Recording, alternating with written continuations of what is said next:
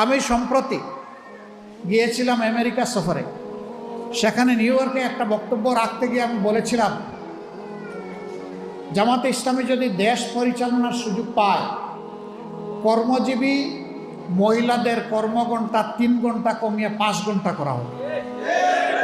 আরে যাই বলছি, বাংলাদেশের বঙ্গোপসাগরে জোয়ার শুরু হয়ে গেছে, চতুর্দিকে সমালোচনার ঝড়। হায় হায়, কি বলল জামাতের আমির সাহেব, এখন তো আর মহিলারা কোনো কাজই পাবে না।